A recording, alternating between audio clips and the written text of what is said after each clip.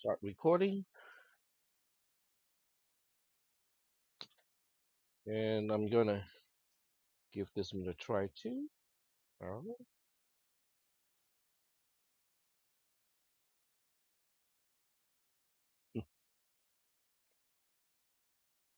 All right. So what we'll do today is going to go over the solution of the homework assignment that was due about a second before. Um, I mean, maybe a minute. Um, but I'm going to explain the solution to the best of my ability, and that's what we're going to do today. On Thursday, that's our last lecture.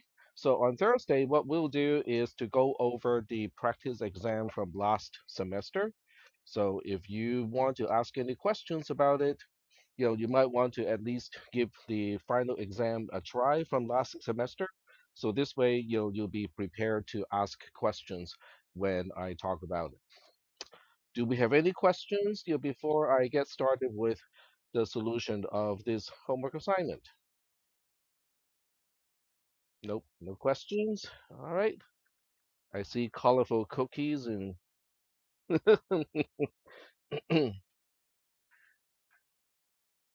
that's a lot of that's a lot of sugar and carbohydrate. Yep. You guys are young, you can still do it. I can't.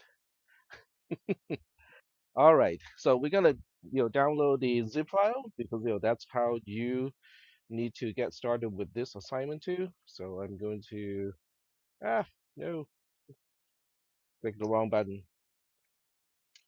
All right, let's try that one more time. Download. There we go. All right, so I'm gonna rename it to just struct2.zip. All right, so we get back to the command line interface, which is on the wrong window. That's okay. And I think I have to change the size a little bit before I zoom in. There we go. And then expand it one more time. Cool. All right. So has anyone tried to at least look into cybersecurity as a potential future for your career? Okay, very good. So you can combine cybersecurity and code development, okay? Because when people say cybersecurity, most of the time people just think, oh, you just need to run certain scripts, secure a server, monitor the log coming out of the monitoring software, and be able to follow procedures, okay, to shut down a server if it is infected and follow procedures to perform forensics. So that's what most people think when they say, oh, cybersecurity. But there's a whole different branch of cybersecurity that requires software engineers, people who actually understand the code underneath, all the executables and whatnot. And this class, okay, actually equips you at least on a foundational basis, what you need to understand when programs execute. And that is a very important first step to understand how systems can get hacked. Um, so anyway, I also kind of try my best to talk about how to reason, how to think, which is also what you need when you need to diagnose how a system got hacked. Uh, you know, to begin with. Okay, so I'm not gonna waste too much time on that stuff. So we'll go ahead and take a look at the struct2.c, which is the C code, and also struct2.ttpasm, which is already provided to you. All right, so we're going to focus on the C code, which we have kind of briefly talked about already. And let's see if there are any questions about this. Do we have any questions about the C code, which is on the left-hand side of your screen? Is that the code that you guys worked on? I think that is the code. Okay. All right. So do we have any questions? Any particular line of C code that you want me to explain? Yep.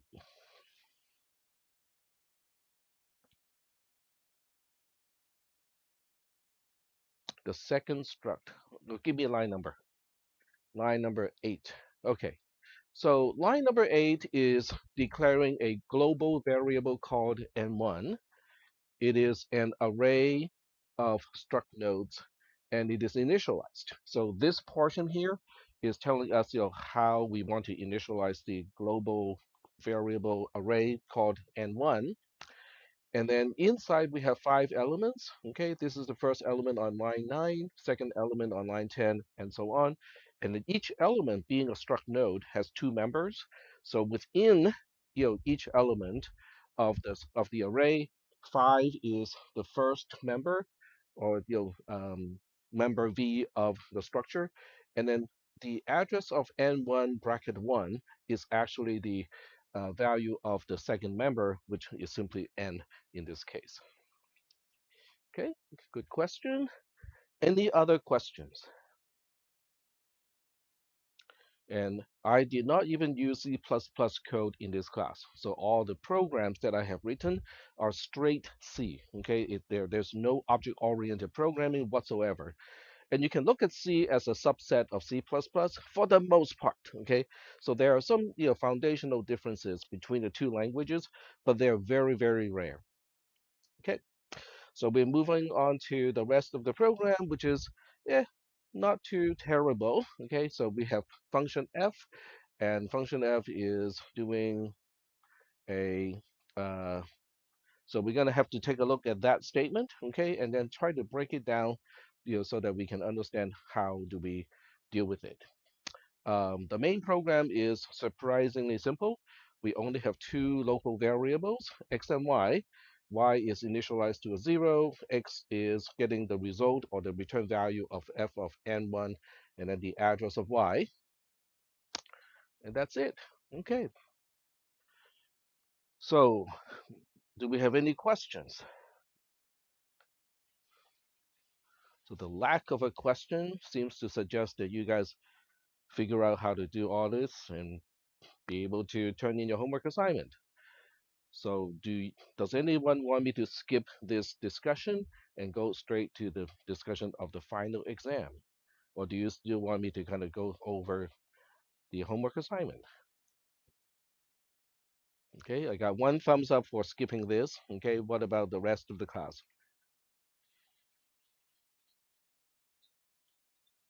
Okay, all right. Well, that's the original plan, so I'm gonna go over this.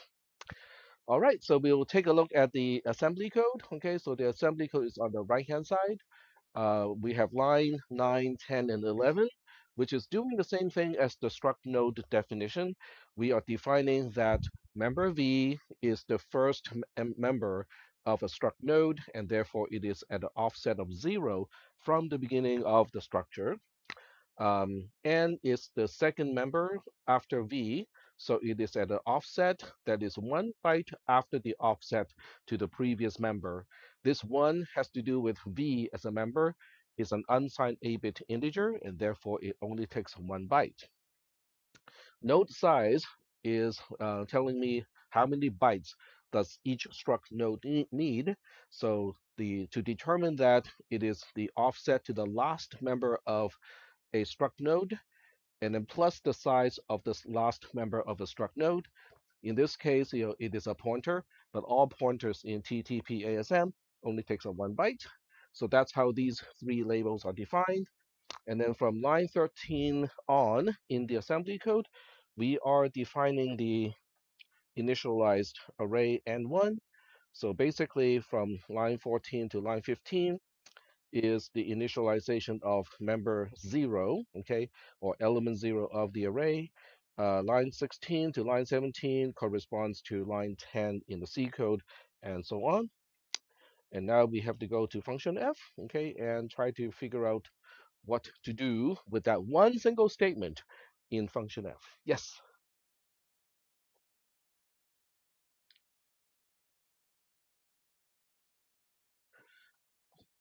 the period stands for the address of the current line. So it's the same thing as the .6+, when we try to calculate the return address. So the dot is referring to the address of the current location. So the dot one plus on line 21 is literally saying, okay, by the time the assembler is processing this line, where is you know where in memory is this byte going? So it is the address of itself, and then the one plus is basically saying just add one to that address. All right. So now we are at F, okay? So the first thing I typically do, which is something that you do not need to do in your own homework, is to define a bunch of labels, okay, so that I can access the parameters in this case. There are no local variables in this case, so I don't have to worry about that. So we have F underscore um, LVS, okay? So since we do not have any local variables, I can just define LVS to be 0 because there are no local variables, so the local variable size is just going to be a 0. And then I can define F underscore PTR, which is our first parameter. That is F underscore LVS 1 plus. And the 1 plus, the 1 of this 1 plus, has to do with the byte that the return address is taking up on the stack. Okay. And then we also have the second parameter. So the second parameter is VPTR. It is where we find, oh, okay, that's F here. That's where we find the first parameter plus the size of the first parameter. And because the first parameter PTR is just a pointer, it takes up only 1 byte. So these are the only 3 labels that I need to define. And then we can go ahead and define the entry code of the function and also the exit code of the function. So I'm just going to be super redundant here and just kind of say, okay, in case we have any local variables, we need to allocate and we also need to deallocate. Since we do not have any, this code is wasting clock cycles, but at the same time, it is not wrong because LVS, F underscore LVS is just 0. So if you subtract 0 from the stack pointer stays put. It doesn't go anywhere. If you add 0 to the stack pointer, it also stays put. It doesn't go anywhere. But having the entry code and the exit code like this allows me to go like, hey, if I do need a local variable, I'm all set here already. I don't have to remember to go back to the code and insert the allocation and the deallocation for my local variables. All right, so then we have LDBD, increment D, and then JMPB. Now I spell out these 3 lines as if it is just a certain pattern. They always appear together in this particular order. Okay, but from your perspective, do not memorize these 3 instructions. Just say that, oh, they combine to be the last 3 instructions of a function because I can change things up so that they do not even look like this. So you have to understand why these 3 instructions work. Okay, and the only reason why they work has to do with the caller callee agreement. Okay, so you have to relate everything back to the reason why things work and not just to remember, oh, these things together is going to work like this, these things together is going to work like that, because in the final exam I will challenge you with alternative sequences that may or may not work. So it'll be a sequence that you have not seen before, but in certain sequences, it does not work. In certain sequences, it works just like the original sequence. So you kind of have to figure out, okay, what are we doing to the registers? What are we doing to the stack pointer? What is on the stack? So you have to kind of keep track of all of that stuff when you analyze the code in the final exam. I'm literally giving away, okay, the instructions to prepare for the final exam so that you will be successful in a week. Our final exam is next Tuesday on the 19th. Yep. I believe it is 5:45 to 7:45 p.m. Okay. All right. So now we can start with the horrendous statement. There's only one statement. This homework assignment only has one single statement to really implement. And so you have to look at the statement that we have here, and then you have to figure out what do we have to do in what order. Okay, so if you read the code from left to right, that's normal. Okay, that's how most people read the code. But then you have to remember the order of the operation may not be the same thing as just left to right. In order to figure out what are we adding to whatever VPTR is pointing to, I think we have to figure out what is to the right-hand side of the plus equal to. So now your focus is on the right-hand side of the plus equal to, because until we figure that out, it makes no sense to try to figure out what is VPTR, what VPTR is pointing to. So now our focus is, let me just kind of break the line too, just so that it's easier to understand what my focus is. Okay, so I'm going to break it up. So now we kind of look at the right hand side of the compound assignment. Okay, this particular operator plus equal to is called a compound assignment operator. If you cannot remember that, okay, now you know. Okay, it is knowing the terms is kind of important, because otherwise, when you try to describe something to another person, if you don't use the right term, it is harder to communicate. Okay, so now our focus on line is on line 18. Okay, because until we figure out what line 18 is going to create as a value, we can't really deal with the plus equal to. So on line 18, we have a ternary operator, which has three parts. First part, second part, third part. Okay, so with a ternary operator, we have to figure out the first part first, because it is a condition for us to evaluate. In other words, a ternary expression is an if then else statement, basically. Okay, so you have to figure out the condition first. The condition is simply PTR, which means is it zero or not? Okay, because when you use a pointer or an integer in the context of a Boolean in C or C++, it is reduced to whether it is non-zero or not. Okay, so we just have to look at PTRs to see whether it is non-zero or not. So that's what we'll do. Okay, so on the right-hand side, we are just going to do that.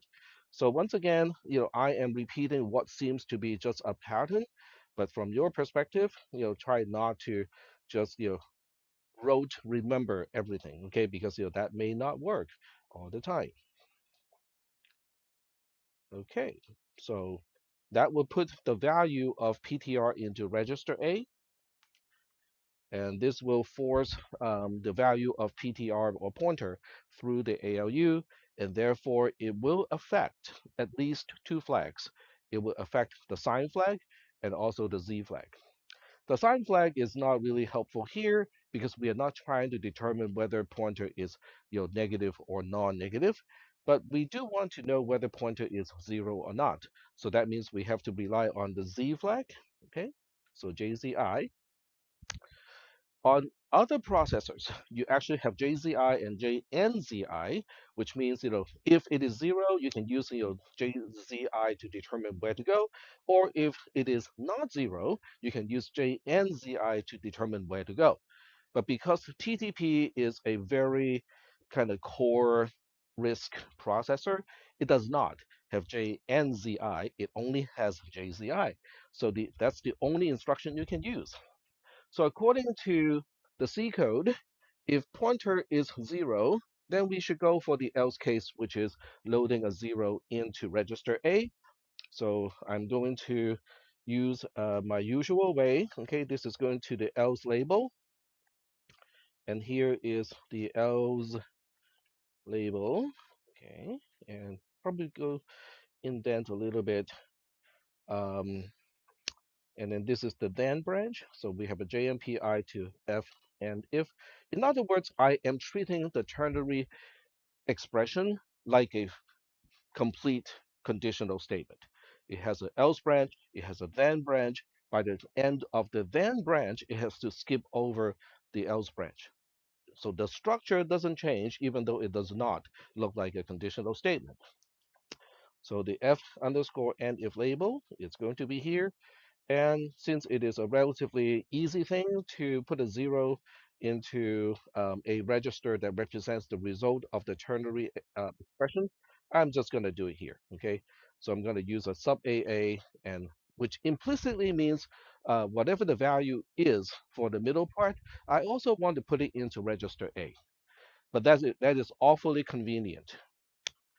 What is the register that stores the return value of a function when the return type is a scalar? Register A, yeah, how convenient is it, right? Okay, so now our complexity is reduced to just, you know, uh, f, do the recursive call with the address of member V of the structure that PTR is pointing to, and then that's our second argument. And this is our first argument, which is the actual value of member N of the structure that pointer is pointing to. So one is the address of, the other one is just the value of the member. So we're going to follow the caller-callee agreement. Which one should I push first? The second one. Okay, the last argument is always pushed first. Okay, so we go back to this code here, and then we just push the address of member V of the structure the pointer points to. Well, that tells me that we should figure out pointer first. And we had pointer already figured out by this time because it is still sitting in register A, right? Okay, so that means I don't really need to do that again. And as long as I don't destroy register A, I think I'm good to go. So that's kind of good. So I can use other registers like register B to tell me what is the offset in a uh, struct node. Where do we find member V? Okay. The purpose of this label node underscore V is to tell me the offset to find member V if I know the beginning of the structure. Okay, so I just load it into register B and I do add BA. In other words, I'm adding the value of pointer to, which is already the address of a structure. I'm adding the address of a structure to the offset from the beginning of a structure to a member. So now we have the address of the member. I believe that is all we need. Okay, so I can push it on the stack. Okay, so we just decrement the std B, okay, so I have to remember which register to use in this case. And then I can do about the same thing, reuse register B. We don't have any use for the offset to member V anymore. So this time we refer to the offset to member N, add BA again. So now we have the address of member N. But the first parameter has no ampersand at the beginning. And by the way, these parentheses are actually not needed because of the priority of operator. So it is always going to take the pointer, operator first. That will always be evaluated first, and then the address of is always evaluated second in the absence of parentheses. All right. So now we just have to go like, okay, we're gonna need the LDBB, okay, because we need the value of the member N, not the address of member N. So now once we have that, we push it on the stack, decrement D, stdb, okay? So now we have both arguments pushed on the stack. The third thing, according to the caller-callee agreement, the last thing you need to push before we do a JMPI to the function is the return address. Okay, very good. So we have to push the return address. So we have the usual way. Okay. So once again, if I do not use the usual way, but still have a way that is correct, you know, you have to understand the other way too. Okay. Decrement D st d b. All right. So that pushes the address of the return address. It pushes the return address on the stack. And then we just do a JMPI to the function that we are calling. When it comes back, I have to increment the stack pointer twice because there are two bytes on the stack that are still being used by the arguments. When the function returns, there is no need to keep those arguments on the stack anymore. So I have to undo those, basically deallocate the space used up by the two arguments. And then at this point, register A has what we need for the then statement. Yes.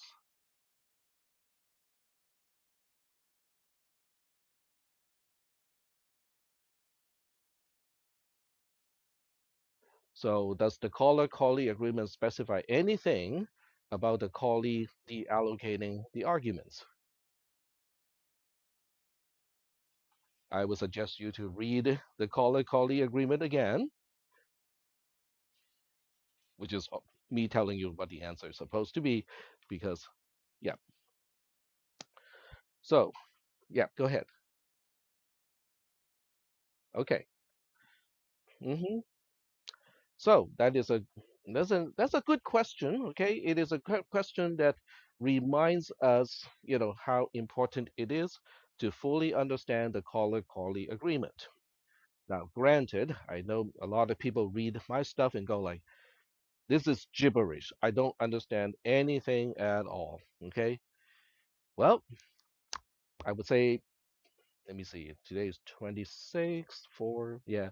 So 5 years ago, okay, I would say people have a legitimate concern that tech write in a very cryptic way. But these days, I don't think that should be a concern anymore. Why do you think I don't think that should be a concern anymore? That I write in a cryptic way. But I'm going to preface one thing, okay? Whatever I write, even though it is concise and cryptic to human readers, it is correct and it is complete. So why do you think I said 5 years ago it is a legitimate concern, but these days it should not be a concern at all? You can use an LLM to have it explained in any way you want. So I'm just using an example here, okay? Because in this classroom I do not see anyone who is Chinese, so I can always make fun of the Chinese because I'm one, so I'm legitimately eligible to do that. So let's just say that uh, I cannot read text stuff. Okay, so I can ask the LLM to explain the caller-callee agreement in Chinese, and let's just say that my Chinese is also piss poor, which is actually true, the truth. I can say explain this in Chinese so that a middle school student can understand it in Chinese. I can do that. If you're curious about how that's going to turn out, I can do it if we have time at the end of today's lecture. Not that it is going to be meaningful to any one of you, but we can give that a try. So the bottom line is use LLM to help you understand the material. You can even give the LLM the lecture recording. Okay, point it to the YouTube lecture recording and just ask the LLM. In this case, Notebook LM is probably one of the best tool to do that. And you can just have the LLM to explain what are the important points of this lecture, okay? Or help me understand how parameters are passed, and or help me correlate the lecture with the caller-callee agreement. Okay, you can do all of those.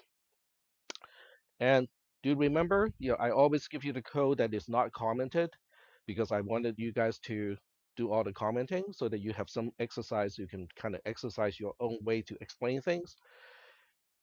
If people want to bypass that, they can totally bypass that. Okay.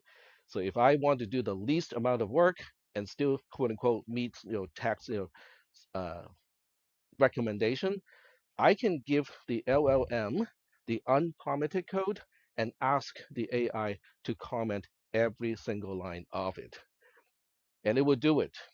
Okay? I have no doubt that the AI can actually do it. But having the AI doing it is not the same as having you to do it by hand. Okay? So I just want to point it out. Okay? I will point out all the shortcuts And then I will also tell you why you should not take the shortcuts. Generally speaking, okay, even with AI, that whole saying of there's no free lunch is still true. All right, so I'm all done here. Okay, that's all I need to do. And mm, JMPI to end if zero, that's already there. So I think I'm done with the um, expression on line 18. So by the time I get to f and if zero, I'm done with the expression on the right hand side of the plus equal to. So now I can go ahead and start with, I can finish up with the plus equal operator with this operator here. So what does it do? What does plus equal do? Compared to a single equal, what does it do in addition? It adds the left hand side to, it adds the right hand side to the left hand side. If it's a single equal, it just takes the right hand side and use the right hand side to update the left hand side. If it's plus equal to, it would actually take the left hand side, add it to the right hand side, and then the sum is stored to the left hand side. Okay, so that's the difference. Okay, so I should probably keep register A, because it has the entire right hand side, so I don't want to mess around with it. So now I'm going to use another register. Okay, so I'm going to use register B again to F underscore VPTR, add BD, and then I need a LDBB. So once again, you should be able to understand line 65, 66, and line 67 and understand what each line is doing and relate each line to the concept in C++. Okay, so that means you're not just going to tell me, oh, we are using the value represented by the label f underscore VPTR and put it into register B. That is not what I'm asking for. What I'm asking for is what is in register B? How does it relate to the C code? So on line 65, register B contains the offset from the base of the call frame to parameter VPTR. So that is what you need to be able to associate, is to link the assembly code back to the C code and also the caller-callee agreement. All right, so we have that. We are going to do this. Okay, we put, this is the value that VPTR is pointing to. And then we are going to add register A, which is the right-hand side, to register C, which is the value that VPTR is pointing to. And then we are going to store that back to whatever VPTR is pointing to. That is in register B, and that should complete the whole thing. So once again, okay, being able to explain what each line is doing is going to be kind of your homework assignment, okay? Um, because that's, I mean, I suspect this will get the job done. Okay, so what we'll do to figure out whether it gets the job done or not is to go over the C code, compile the C code, run it, figure out what is in in local variables x and y when it's all done, and then we go back to the assembly code and see whether it gets the same thing done. Yes.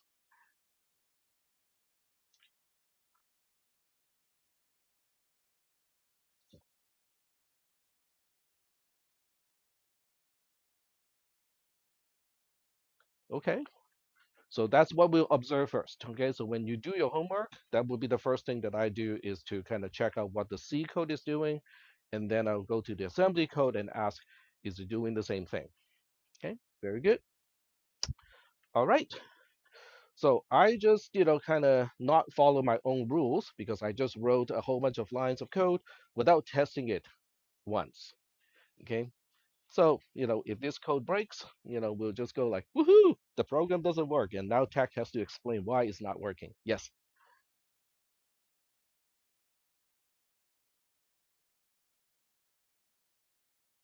It doesn't.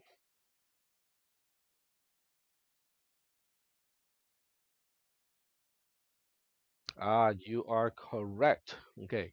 So that means, register X, local variable X is not going to get what it's supposed to have. So what do we need to do to return the correct value? Yep, that is correct. So that will, make sure it returns the correct value. Okay, very good. Thank you. All right. So I think we are ready to test the code. Okay. So that is good. Okay. So your reminder that I'm forgetting to specify the return value is very important because that is also part of the caller callee agreement. Yep, that is true. Yep. So the suggestion is to switch the order of add AC and turn it into add CA. Then I don't need the CPR after that. Yep, that is a very good optimization. Cool. All right, very good. So I think we are ready to test the code. I am going to make sure that I save this code and also save this code over here and then open up a new terminal just to test it. So gcc-g-o struct2 struct2.c gdb struct2 list the program, put a breakpoint on line, we'll put it on line 25, and then you run the program.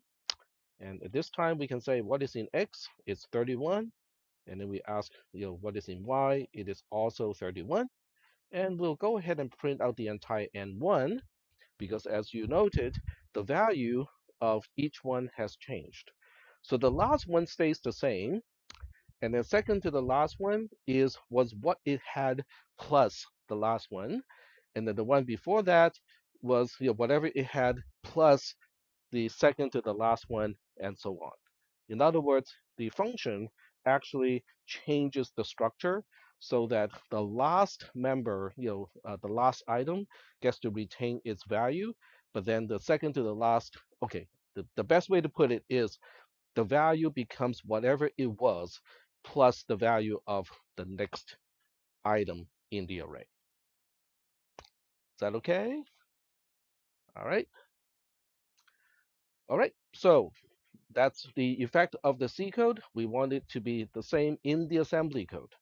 So that means we are expecting to see the first element of the array to have a member of this is 31 in decimal, which is 1F in hexadecimal, and then we have 26 here, which is 1A in hexadecimal because it's 16 plus 10, and then we have 23, which is 1 7, I think 1 7 because it's 16 plus 7, which is 23, and then we have 13 here, which is a 0D, and then we have a 9, which is just a 0 9. So I'm going to keep this screen as is, okay, just so that we can kind of cross-reference the C code versus the assembly code. And now I'm going to document CISP 310, do for spider, and then run this code from here. This is 2.ttpasm. There we go.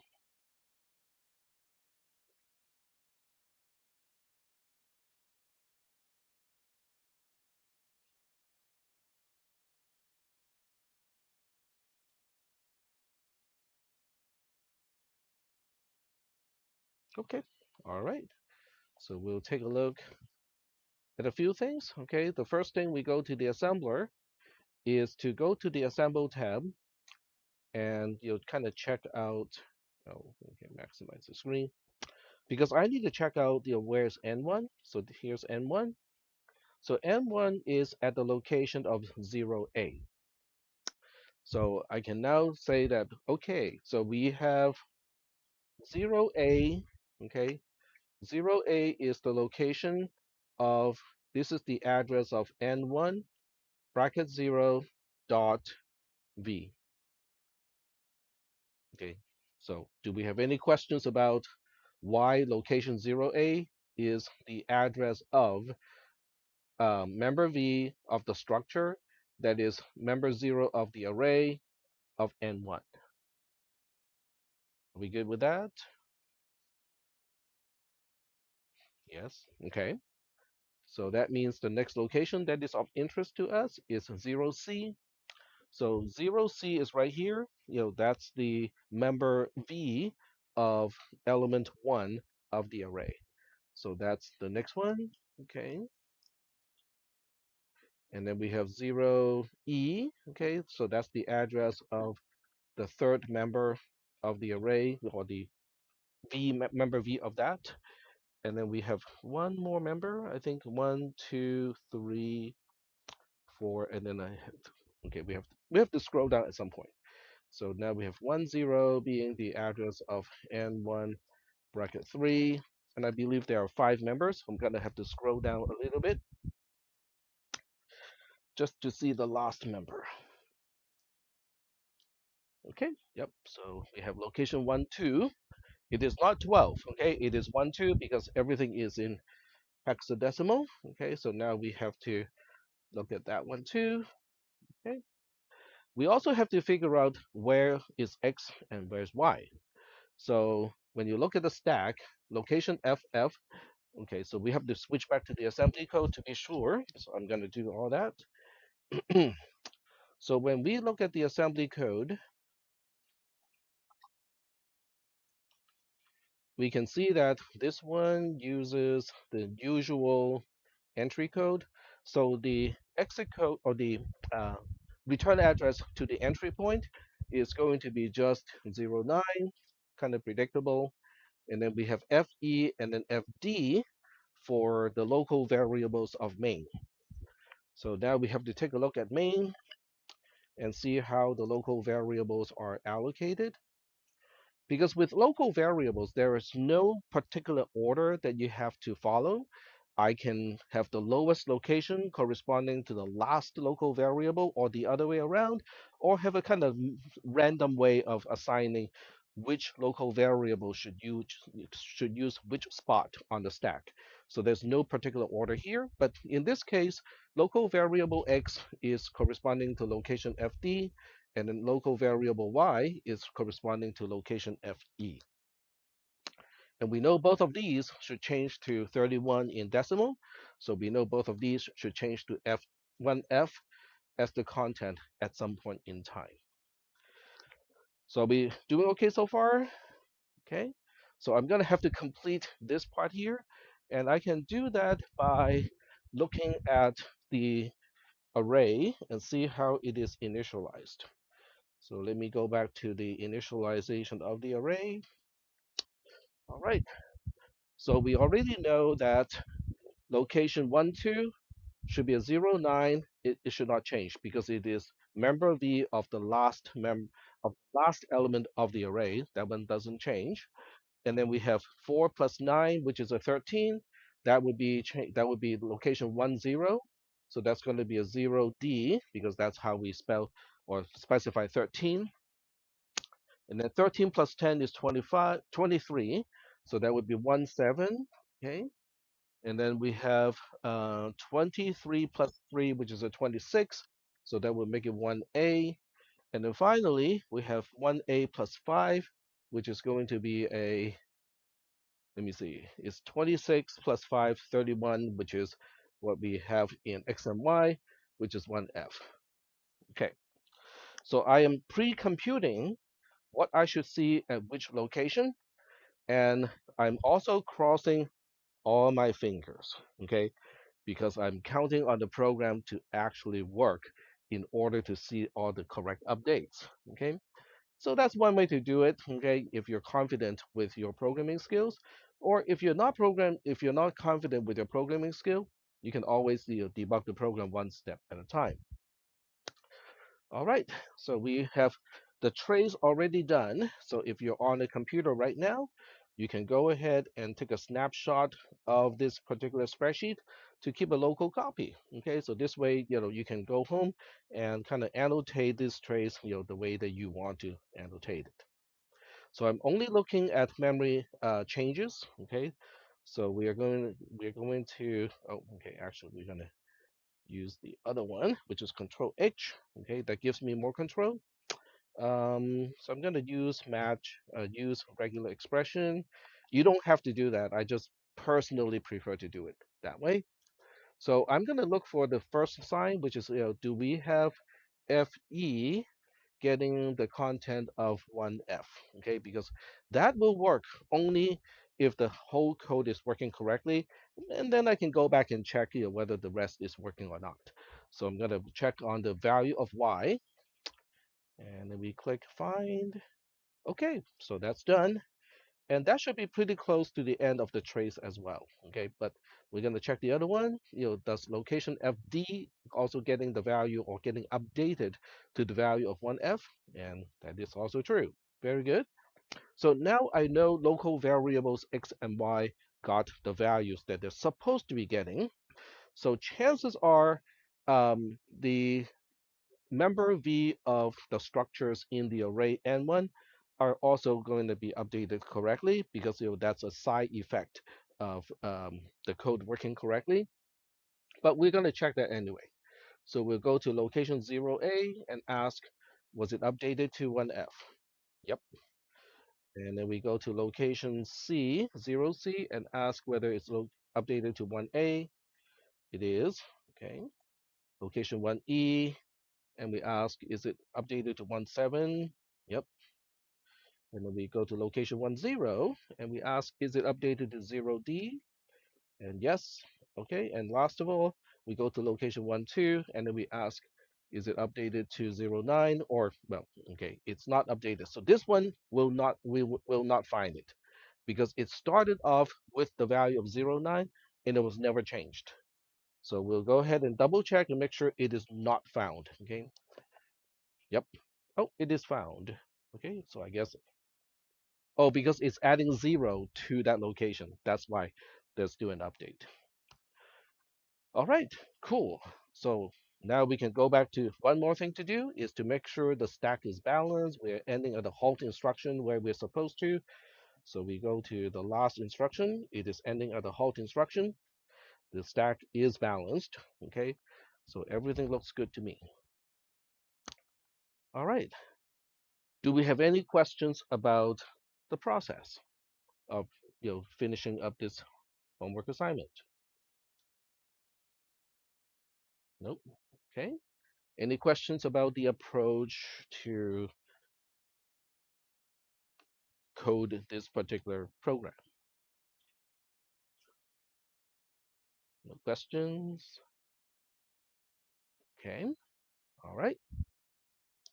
So if there are no questions, we're going to get a head start on the final exam from last semester. Okay. Is that okay? All right. So let's do that. All right. So we're going to go back to the announcement because it was disclosed to you through the announcements. And I hope you had a chance to work on this because if you did work on it over the weekend, then things will make a lot more sense when I talk about it now. Um, there we go. So I'm just going to magnify it. Okay, there we go. So in the final exam, you will also have the same kind of format, which means the last page is really just the C code. So this way you can kind of unclip the last page so that you can put it on one side. So that this way it's easier for you to look at the overall logic compared to the assembly code. But I also sprinkle the C code into the assembly code as comments. So that means at any time you can kind of look up the closest commented out C code to just kind of get an idea of, okay, what is the context of this code? Okay, which part of the program are we looking at? All right, so we're going to take a look at the C code first and see if there are any questions about the C code before we kind of go into the assembly code. Yes, what is a void pointer? Hmm. So was that concept taught in CISP 360? No? Shocking. Okay, so a void pointer is a pointer that has no particular type of what it points to. So that means you cannot just dereference a void pointer because we don't know what it points to, but you can typecast a void pointer to a pointer of a different type first, then you can dereference it. It is just a pointer to some place, but we don't know what it is pointing at or how to interpret the location that it points to. Yep. All right. So struct node, it has payload as the first member. It has pnext as a second member. Pnext is a pointer to a struct node. Payload is a void pointer. And then we have frame, which is a different structure. It has p node as the first member. It is a pointer to a struct node. And then we have pref frame as a second member. It is a pointer to another to a struct frame. So do we have any questions of the C code from line 1 to line 11? Okay, so we do not have any questions. All right. So now we go to node circle. Okay, so that's an initialized array of struct nodes. Um, we have a very similar kind of thing as the homework assignment. So basically, we have the first member pointing to the second member points to the third member, and then the third member points back to the first member. So it forms a circle. Okay, if you are to follow the p next, it becomes a circle. All right, so now we go to is loop, okay, which is a rather long, long function. Do we have any questions about is loop? So we are not really looking for the meaning of the function or to ask, so what does it actually do? Okay. Well, okay, what it actually does is to find out whether there is a loop, okay, in a linked list, but we don't have to focus on the meaning of the loop itself. We just have to look at each statement and each expression and ask, do I understand what this is doing? So we look at line 20 to line 22. Those are local variable declarations. Any question about line 20 to line 22? Any questions? All right, so line 23, nothing to really say about that. 24, 25, 26, 27, 28. So any questions about line 28, which is, the beginning of a while loop? No questions? Line 29.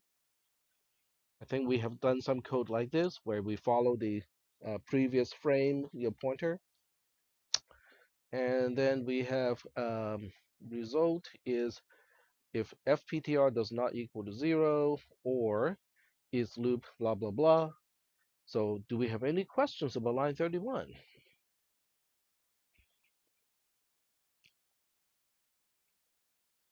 No questions about line 21? All right. Hmm? Oh, okay. All right. And then line 33 returns result. Okay. So there's not much to it because result is nothing more than just an 8-bit unsigned integer. So there's really not much to say about that. All right. So moving on. Main is super easy. Okay. Main is just having a local variable x. X gets the return value of is loop. And then we use 0 as the second argument. And then we use the address of circle 1 as the first argument. And that's it. So do we have any questions about the C code? Line 31?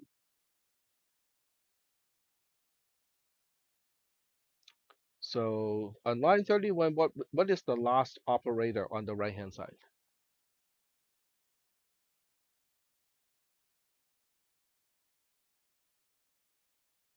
It's an OR. It's a logical OR, okay? So in order for a logical OR to operate, how do you evaluate or what is the meaning of a logical OR like this?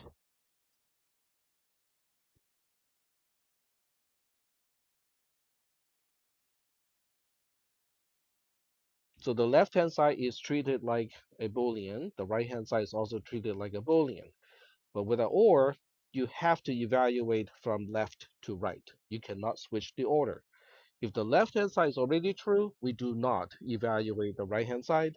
If the left-hand side is false, then we always evaluate the right-hand side. Okay?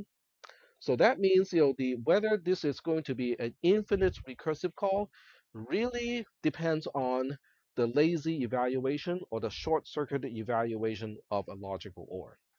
Because if a logical OR does not do the short-circuited thing, then it will always do the recursive call, and then this whole thing is not going to end. All right. So if there are no questions about the C code, we're going to go in and kind of read the program one line at a time, which is actually what you also need to do when you take the final exam, is to read the program one line at a time. But you can add your own comments. Okay, so any additional comments to whatever the program already has is fine. Okay, so you can actually annotate the program the best you can, which is what I recommend when you read the code.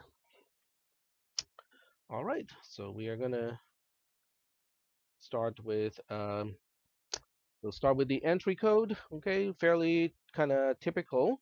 No op. Okay, because there's a bug in the logisim.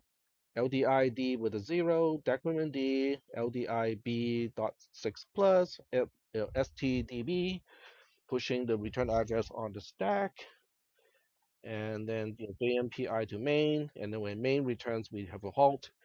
Doesn't seem to be problematic to me. Okay, so everything looks good. Now we focus on line 67 to line 74. So once again, I try to interleave the C code with assembly code. So this way you won't be completely lost when you're trying to read a single line. So we have payload being 0 because it is the first member. It is at the same address of the structure that contains it. And then P next is node payload 1 plus because payload only is a pointer. And then we have node size, which is node P next 1 plus. So that seems okay to me. Okay, any questions about these lines? Okay, so we move on to line 76 to line 83, kind of the same deal. But I'm going to double check everything, okay? Even when things look right, I'm going to double check. So P node is the first member. It has an offset of 0. Pref frame is the second member. It is the offset to the first member plus 1. And then the size of the entire structure is the offset to the last member plus 1. So I think everything checks out. Okay. So there's a lot of detail involved. Okay. You have to check. So here's my question. Okay. I am notorious for forgetting details, as you might have noticed. So what would be a recommendation that can help me, kind of get an exam like this done, you know, and try to get as many points as possible. Remember, this is open book and open notes, so there's no need to try to memorize everything. So what I would do is I'm going to write some reminders to myself. Okay, I'm going to say, okay, when we define a C structure, the corresponding assembly code should follow these rules. Okay, when we call a function, these are the standards. Okay, in other words, I'm taking the caller calling agreement, break it into smaller pieces, so it's easier for me to look up each one and say, okay, is this code following all of these rules? What are those rules? Rule number 1, okay, check. Rule number 2, check, and so on. Okay, so that's what I would do, but you guys can choose however you want to do it. All right, so we have the global variable array circle. Um, the first member in assembly code is corresponding to line 92 and 93. So 992 is pretty easy because it's just 0. But what about line 93? What is that doing? We have one node size times and then circle plus. It is in reversed Polish notation, otherwise known as postfix notation. Is this the first time we see postfix notation? It is not. Okay. And now that you know that postfix notation most likely will be in the final exam, what are you going to do if you do not know how to read postfix notation yet? You, okay, and so what are you gonna do? Cry? Okay, that's a good release. Okay, but you cannot do it during the exam because you'll be disturbing other students. So what are you gonna do? You can do it now. Now would be a good time. If you want to cry, now would be a good time. Not in the exam. So you have to know how to parse and process RPN. Okay. So what are you gonna do? I'll show you what I would do. Okay. I think of all the professors of this campus, I'm the most shameless one to use AI. Okay. Explain to me how to evaluate a postfix expression exactly like the one that I'm talking about. So we're gonna say, oh, I cannot remember what that was, so I have to go back. One node size. Okay, let me see if I can copy and paste. I think I can. So just Control C, go back here. There we go, and then back tick again. So a little bit about Markdown. Okay, so in Markdown, a backtick means whatever is between the backticks should be evaluated as verbatim. Okay, in other words, there are no special meaning, and it will also format whatever is in between using a fixed size font if it is rendered. But in this case, I'm just emphasizing that whatever is between the backticks is one thing. Okay, it is the expression to evaluate. Okay. All right. Put a question mark. Okay. That's a pretty simple prompt. Okay. So it comes back with a full explanation. Okay. The core algorithm, blah, blah, blah, blah, blah. And then step by step, it helps you understand in this example how to do it. And it even justifies the use of postfix notation a little bit, which I also touched on briefly in the class, and so on. Okay. So I'm gonna say I don't think we have any excuses of not understanding how to process postfix notation. Okay, so you do have to practice it a few times. Okay, this is not something that you can just read the instruction during the final exam and expect yourself to go like, yeah, yeah, I can deal with this. No, since we have a week until the final exam, you have to practice a little bit of how to do it. But the AI can help you. Okay, you can even just kind of copy and paste, these instructions, print it out, bring it with you. Okay, are we doing okay so far in terms of RPN, processing reverse Polish notation? Okay, so getting back to the exam here. So what this is we are essentially multiplying node size times one, and then we are, adding circle to the product, okay, because it is in reverse Polish notation, okay. Well, that sounds like the address of the first element of the array circle. So there's nothing wrong with line 93. So now we go to line 95, okay.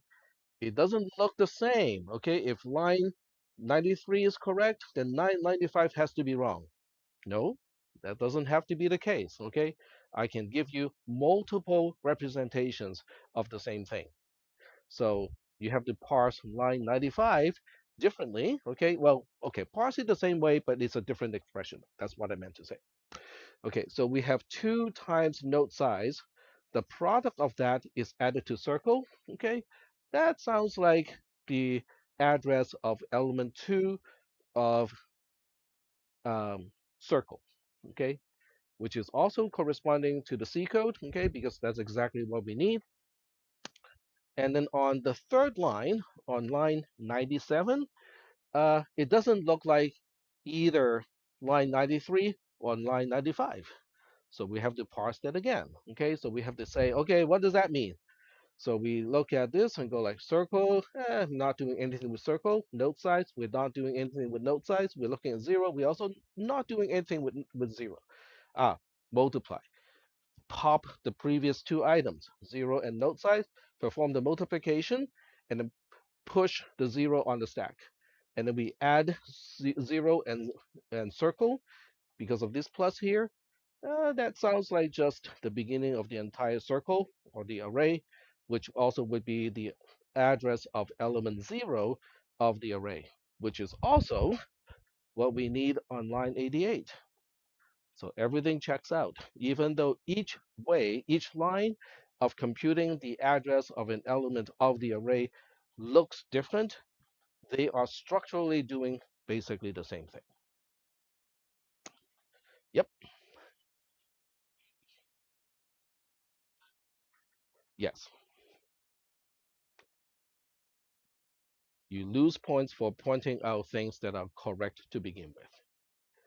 Because I don't want people just kind of go like, I just don't like the way this looks, but I know how to do it my way. I'm just going to rewrite this code because I need to make sure that you guys can read my code. Wait, go ahead. Yeah, you can solve it, comment out, and basically say, okay, there's nothing wrong here.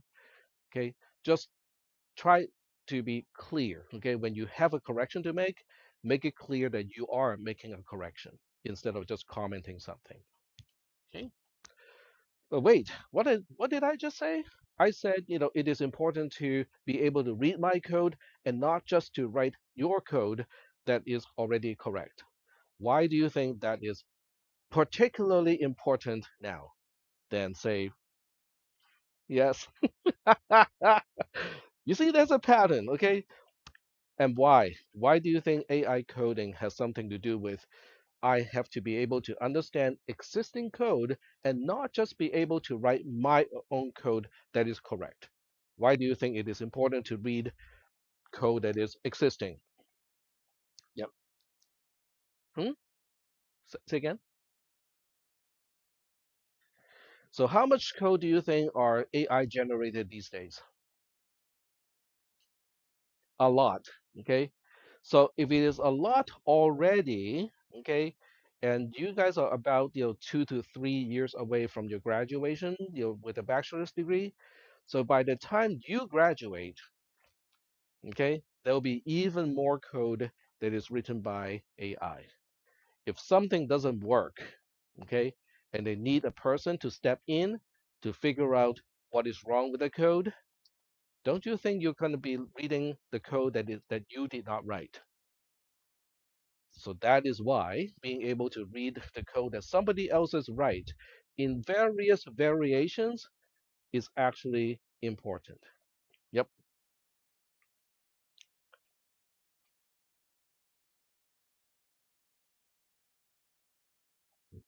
Okay. So I can spell out line 95. So we see circle, it's just a value, push it on the stack. We see a 2, just a value, push it on the stack. We see note size, just a value, push it on the stack. So every time you see a value, you push it on the stack. Okay. So that means we have circle, 2, note size on the stack right now. There are three things on the stack. When you see an operator, then you ask, okay, how many values do I need to pop on the stack to perform that operation?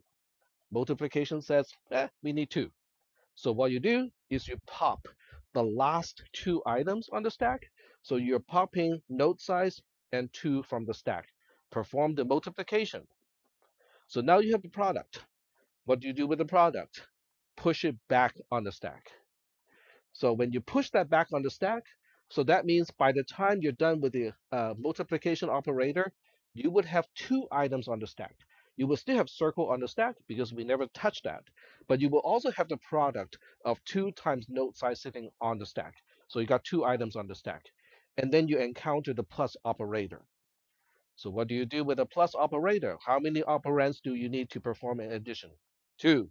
So you pop those two items from the stack, perform the addition, and then you push the sum of the addition back on the stack, but that's the entire operation. So that last thing that you push on the stack is the final outcome of the expression. Is that okay? So you guess not. But that is actually what the AI is replying because it actually gives you the core algorithm.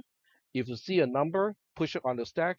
If it's a variable, push it on the stack. If it's an operator, pop whatever number of items that you need to evaluate the operator, perform the operation, and then push the result of the operation back on the stack, which is basically just what I said. Okay. So, but if you want to see exactly what happens, with a particular expression, just change my prompt. Okay, just change my prompt to whatever expression that you want to ask about. Okay, then it will basically explain all of that. 4 years ago, I cannot tell you whether to trust the AI or not. Okay, especially for things like this that requires precision. But these days, I can all tell you with confidence, okay, with this type of prompt, I can trust the AI 100% already. That's progress in only 4 years. So if you are going to graduate, in 3 years or so, then by the time you graduate, you'll be seeing the same kind of progress. Actually, it will be a little bit faster because of Moore's law. So the AIs will be more capable by the time you graduate. But at this point, I would use AI to help me study, to help me understand concepts that I do not yet understand. Are we good? Okay. All right. All right. So getting back to the exam. Okay. So now we go to is loop. Okay. The first thing I define would be all the offsets to various items. Um, F is my first local variable. It is at offset 0 from the base of the frame. Okay. So you have to understand what these labels are representing. Okay, so it's at the base of the frame. The next local variable is fptr, and it is supposed to be at the next location of the frame. So this is the previous item is loop underscore f. Ah, but I'm adding the wrong thing to it. What should I be adding instead on line 105? 1. Exactly. Because f, oh, no, no, no, I take it back. Okay, my fault, my fault. This is actually correct because f is not a pointer, it is actually a struct frame. So that means, adding the size of a frame is correct. Okay, so I take it back, I was wrong. So add it to the, okay, fine, that's good. And now we look at result. Okay, result is right after fptr. So we take fptr as an offset. This time it is wrong because we're adding the size of a frame of a node to fptr to get to the offset to result when we should only be adding 1. Okay, because fptr is a pointer of some kind. I don't care what it points to. If it is a pointer, it takes only 1 byte. So I'm gonna have to fix this. Okay, so line 106 is actually doubly evil because, one, it is obviously wrong in the sense that fptr has nothing to do with a struct node. So I did not even think that I intended it to be that evil, because most people would just go like, hey, fptr has nothing to do with a struct node. It has to do with a struct frame. Most people would just kind of like cross out the node, replace it with a frame, and call it a day.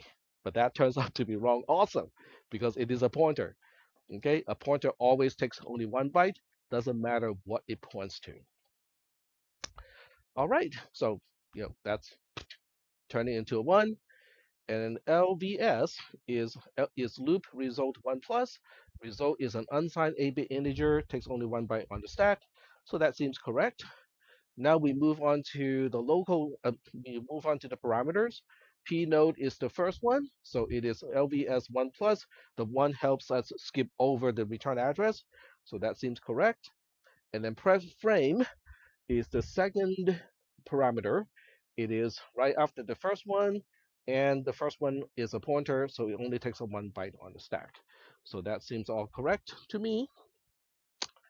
Okay, so we are not going to be able to finish it today, but I can. Uh, one idea of recording this is so that I remember, on Thursday, I know where to resume. So, but I should probably kind of indicate why this is important and what we are going to do here. So the way that I check the code is not sequential. In other words, I don't just read the code sequentially and go like, oh, line 111, line 112, line 115, blah, blah, blah, and so on. I don't do it that way. I do it in a structured way. In other words, I look at the entry code, I look at the matching exit code and make sure they match up. And I also check the return code right away so I can check those items off from the list. Okay. So I look at this code here, okay, line 111 and line 112, and go like, is that allocating for my local variables? Does it look the same as the usual code that we do in class? No. That's what I'm saying, okay? Is I can give you sequences of code that can get the same thing done, but it looks different. So you already know that I am doing that. So that means when you study, you cannot just study and go like, okay, pattern recognition. This label should appear here. It should be a subtract instruction, da da da da. No, that will not work. Okay? I specifically designed the exam to work against that type of strategy. But you got a whole week, okay? So you can be prepared for the final exam. So you really have to ask, what is line 111 and what line 112 are actually doing? So line 111, we're loading C with something. But what is that something? It's a value, push it on the stack. It's a label, push it on the stack. And then we have an operator. Pop two things from the stack, perform the subtraction. Okay? So we are actually performing 0 minus isLoop underscore LVS. LVS is a non-negative integer, but if you take the arithmetic negation of that, it becomes negative. So that means register C becomes a negative value. I'm adding a negative value to the stack pointer. What does that do to the stack pointer? Does it move it up or does it move it down? It allocates, it subtracts, right? So in other words, line 111 and 112 are actually doing the very same thing that we usually do in class. There's nothing wrong with this code. Okay, if somebody says, okay, cross this out, I'm going to replace it with the usual code that we use in class, not only is it not going to earn any points, it will actually get a deduction of points. Because I don't want to have people to shotgun this whole exam because that just increases my workload to no end when people shotgun things. Is that okay? Is that clear about the grading criteria? Okay. So I know we are running out of time, but I need to demonstrate this one. Okay, because I need to go to the end of the function. Okay, it's a long way out. And make sure that the matching deallocation and the return code is correct down here. So this code looks exactly the same as the usual code. We are adding LVS to register C. We add to the stack pointer that would deallocate. And then we have the usual 3 instructions for, at the end of a function. So if I were you, okay, I would have checklists. So I can just check off these items, okay? Did I check the entry code? Yes. Did I check the exit code? Yes. Is it allocating and deallocating correctly? Check, check. Okay.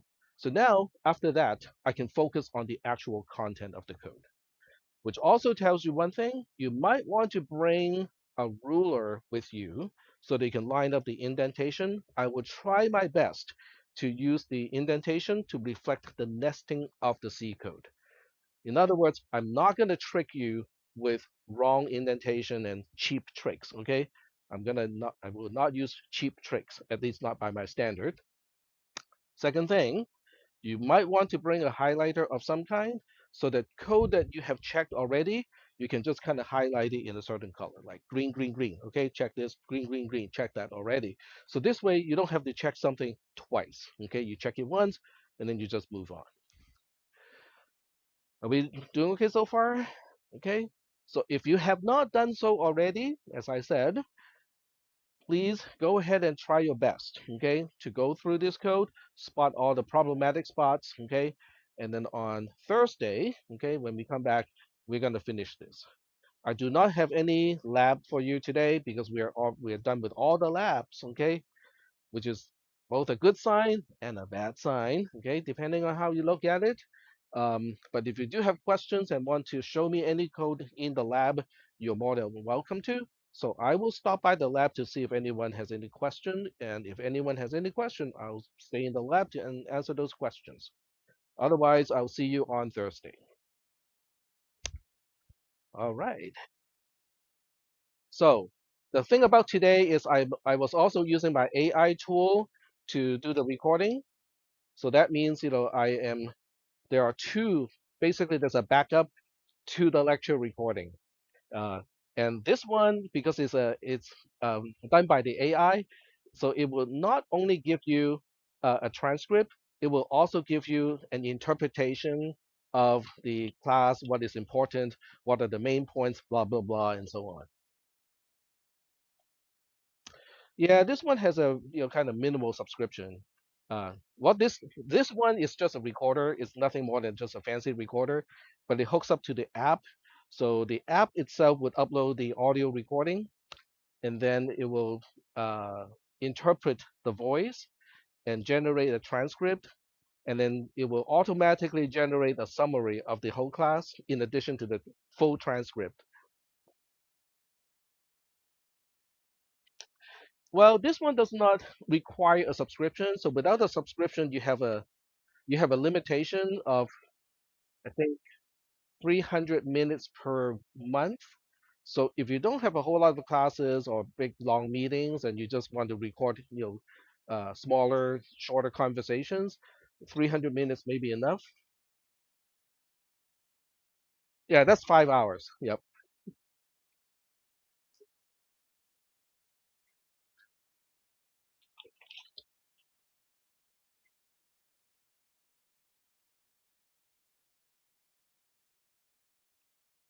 Oh, you're correct. Okay, so document. Okay, so there is something wrong here. Um, you can do this as a correction, but you can also change the dot six plus to dot five plus. That will fix the problem as well. Yep, you're correct. Yep, good job. No, no, that's fine. That's cool. All right, good job.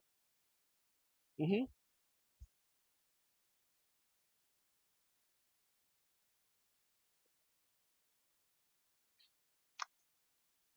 All right, stop the recorder.